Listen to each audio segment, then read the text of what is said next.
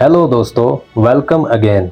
आज हम जिस टॉपिक पे बात करने जा रहे हैं वो है ईस्ट इंडिया कंपनी। ये कैसे इस्टेब्लिश हुई, कैसे बनी और कैसे फैली, हिंदुस्तान में इसका क्या रोल था और ये कैसे फैक्ट्रीज में तब्दील हुई, आइए जानते हैं।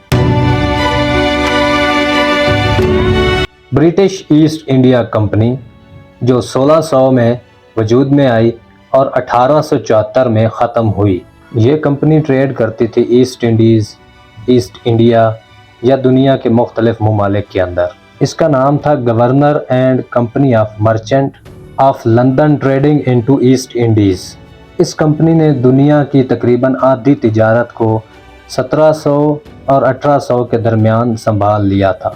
1577 में फ्रांसिस ड्रेक इंग्लैंड से अमेरिका तक सोने और चांदी की तलाश में निकला और 1579 में वो पैसिफिक ओशन तक पहुंचा। ड्रेक ने एक रास्ता जिसे केप ऑफ गुड होप, वो सी शेप रास्ता तलाश किया जो कि ईस्ट इंडीज़ या हिंदुस्तान की तरफ आता था। ये एक समुद्री रास्ता था। इस समुद्री रास्ते से डच और पुर्तगीज़ भी अपने जहाज़ों के ज़रिए हिंदुस्तान में तिजारत करते थे और वो इस कंपनी के मद्दे मुकाबिल भी थे। लंदन के मर्चेंट्स जो थे उन्होंने क्वीन एलिज़ाबेथ को एक पिटीशन भेजी और बताया कि हिंदुस्तान में तिजारत के ज़रिए हम बहुत सा मुनाफा कमा सकते हैं। तो क्वीन एलिज़ाबेथ ने इस कंपनी को मंजूर कर लिया और 15 साल की मोनोपोली भी दे दी कि वो 15 साल तक ईस्टर्न साइड पे और वेस्टर्न वर्ल्ड की साइड पे तिजारत कर सकते हैं। उसने इस चार्टर में थॉमस स्मिथ को गवर्नर बनाया और 24 डायरेक्टर भी तैनात किए। 1601 में इस ईस्ट इंडिया कंपनी के जहाज़ स्पाइस आइसलैंड पे पहुंचे और वहाँ पे स्पाइस एंड पेपर की कारोबार शुरू किया और बहुत माल बनाया। इससे उन्होंने स्पाइस एंड पेपर की 2 फैक्ट्रियाँ भी वहाँ पे लगा ली। 1603 में क्वीन एलिज़ाबेथ I की वफ़ात हुई। इस वजह से उस कंपनी के जो रिप्रेजेंटेटिव थे स्पाइस आइसलैंड में थे, उन्हें इंग्लैंड वापस आना पड़ा।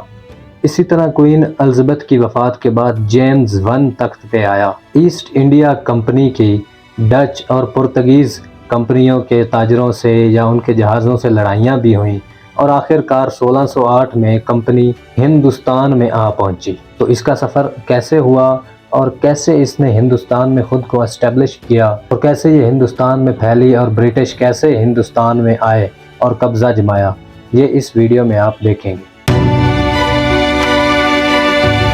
1611 में बे ऑफ बंगाल जबकि 1615 में सूरात में फैक्ट्रियां लगाई गईं। इन फैक्ट्रियों के लाइसेंस के लिए जेम्स I से रब्ता किया गया और उस वक्त हिंदुस्तान में मुग़ल बादशाह जहांगीर तख्त पे मौजूद था। 1615 में जेम्स I की तरफ से थॉमस रूक को जहांगीर बादशाह से मुलाकात के लिए भेजा गया ताकि कंपनी के मामलात हल हों। इसके बदले में यूरोप की मार्केट से बादशाह को रॉयल गिफ्ट्स और कुछ अशिया देने का भी वादा किया गया। फिर जहांगीर ने जेम्स I को एक ख़त लिखा और जेम्स I का शुक्रिया अदा किया। वो ख़त विकिपीडिया पे मौजूद है। इस पे कंपनी फैलने लगी और फोर्ट विलियम बंगाल में, जबकि फोर्ट ST जॉर्ज मदारिस में और बम्बई कैसल शामिल हैं। 1717 में इस कंपनी पे तमाम टैक्स को साफ़ कर दिया गया। डच और ईस्ट इंडिया कंपनी में तिजारती तनाव शिद्दत पकड़ गया। 1670 में किंग चार्ल्स II ने कंपनी को आर्मी रखने और जंग और अमन को बरकरार रखने की इजाज़त दी। इसके साथ ही उन्होंने अपनी आर्मी को बनाना शुरू कर दिया। फिर 1686 में कंपनी ने मुग़लों से ही जंग करना शुरू कर दी और उस वक्त औरंगज़ेब जो कि बादशाह था मुग़ल, उससे इस कंपनी ने शिकस्त खाई और शिकस्त खाने के बाद माफ़ी तलाफ़ी की गई और इस माफ़ी तलाफ़ी की और पूरी एक जंग जो हुई थी उसको इंडियन एंग्लो वार कहा जाता है। इसी दौरान कंपनी ने इल्लीगल ट्रेड और स्लेव ट्रेड शुरू कर दी। कंपनी ने ओपियम की तिजारत चाइना के ताजरों को शुरू कर दी। چائنا نے پابندی لگائی تو اللیگل ٹریڈ شروع کرتے رہے اور اس اللیگل ٹریڈ کو جاری رکھا، جس کی وجہ سے اوپیم وار کا سامنا کرنا پڑا۔ کمپنی نے برٹش پارلیمنٹ میں بھی لابی بنا لی اور انڈیا کا کنٹرول بھی حاصل کرتے گئے۔ اس کے بعد بیٹل آف پلیسی اور بیٹل آف بکسر بھی لڑی گئیں۔